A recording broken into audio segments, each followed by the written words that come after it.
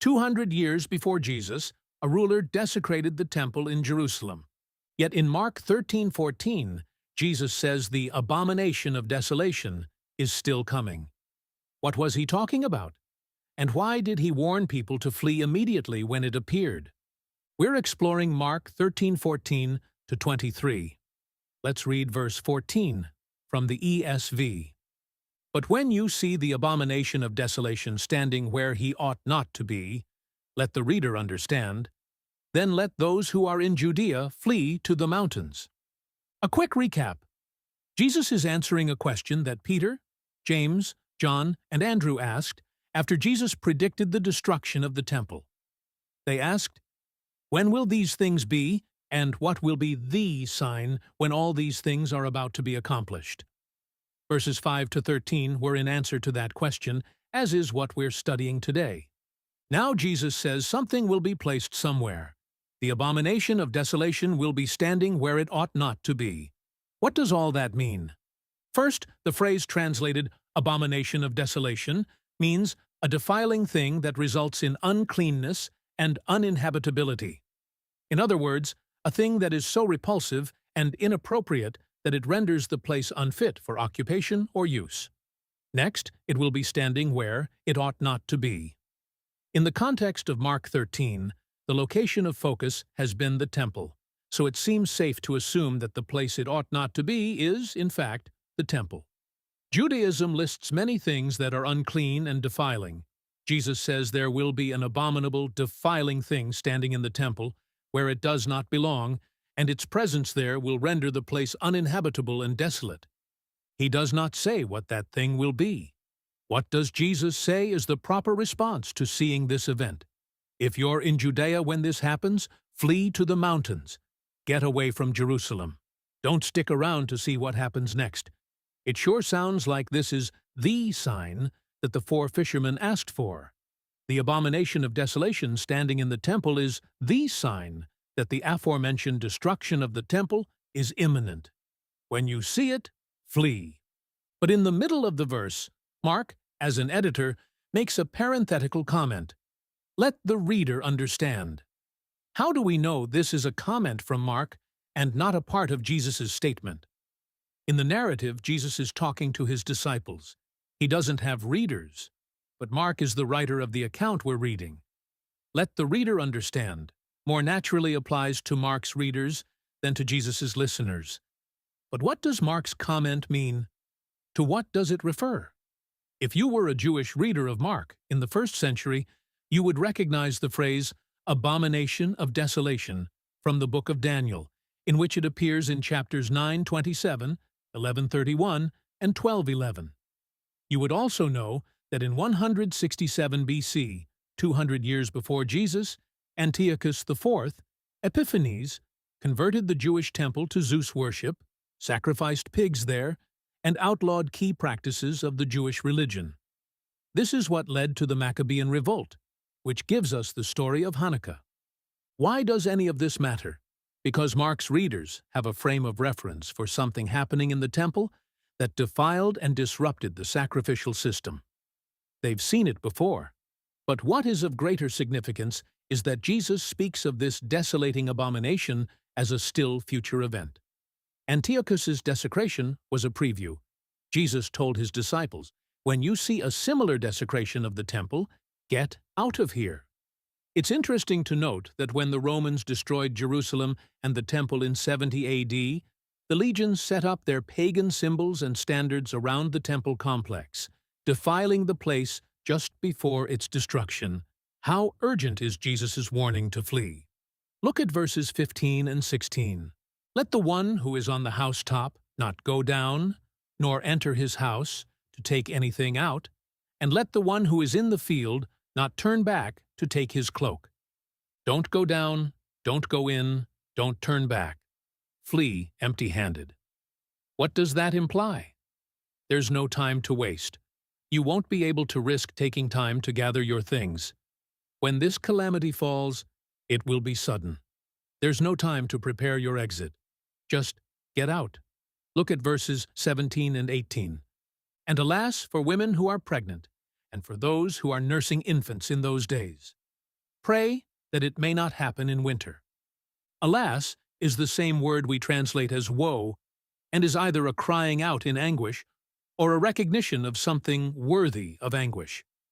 Those who are pregnant or have young children are deserving of sympathy. The troubled times and the flight from the area will be difficult enough without the added concerns of childcare. He also mentions the winter.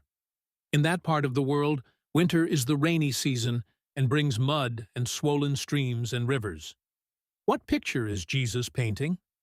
First, staying will be unimaginable, and second, the flight will be arduous under the best of circumstances.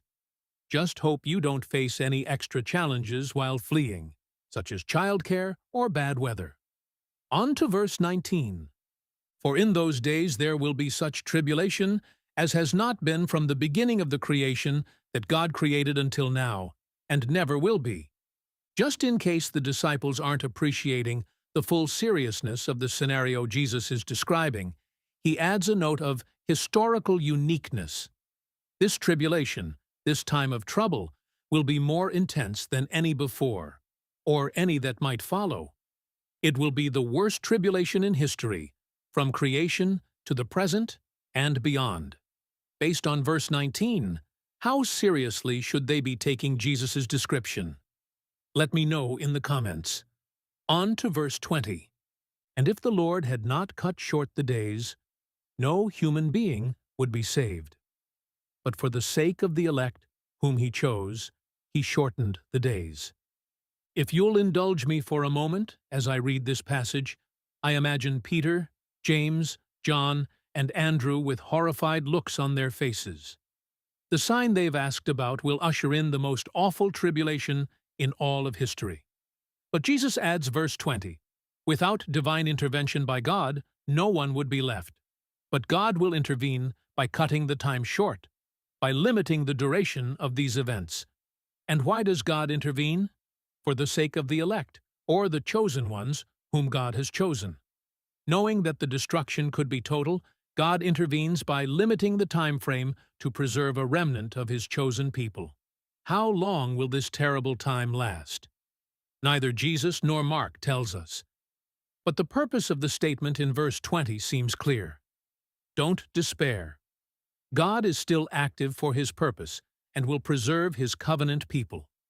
Let's read verses 22 and 23. And then if anyone says to you, "Look, here is the Christ," or "Look, there he is," do not believe it. For false Christs and false prophets will arise and perform signs and wonders to lead astray, if possible, the elect. Earlier, in verse 6, Jesus mentioned people claiming to be Christ. Now he repeats and expands the warning. There will be false Christs and false prophets. There will be people pointing to them as a solution in the tribulations. The title Christ is a synonym for the Messiah. Look, the Messiah is over here or over there. The solution or Savior in this time of trouble is over here. These false Christs and false prophets will even perform signs and wonders, like Jesus and his apostles, lending credibility to their claims. The subterfuge will be so convincing that even the elect, the term already used in verse 20, will be at risk of being misled or led astray. The idea of being misled or being led astray should be familiar to you if you've been watching the series. It's the idea of navigating by focusing on a planet instead of a star, and being led off course. The false Christs with the false miracles will give false hopes in the time of tribulation, and if you fixate on them, you'll be misled. Which leads us to Jesus' final warning in this section. Look at verse 23. But be on guard. I have told you all things beforehand. Be on guard. Or more literally, keep watching yourselves. Keep an eye on yourselves. This is exactly what Jesus told them in verse 9. Why should they keep an eye on themselves? Because Jesus has told them all these things that will happen beforehand, or in advance. It's like saying, you asked for the sign that would tell you when the destruction was coming, and I've given you the answer. Now that you know, keep watch over yourselves. Don't get distracted. Don't be misled. Be prepared to act. When you see that abominable thing in the temple, making it unfit for worship, or even setting foot in it, flee. Forewarned is forearmed, but only if you keep watch on yourselves, don't lose sight of what you've been told, and act accordingly when you see the sign. What can we take away from this passage? When you know what's coming, it's in your interest to be ready, not to get ready. It's too late to get ready when you realize it's happening. Be ready, because you know what's coming. Next time, Jesus shifts the time frame of the tribulation and talks about the event that will end it. Thanks for studying with me. I hope you'll share this video today.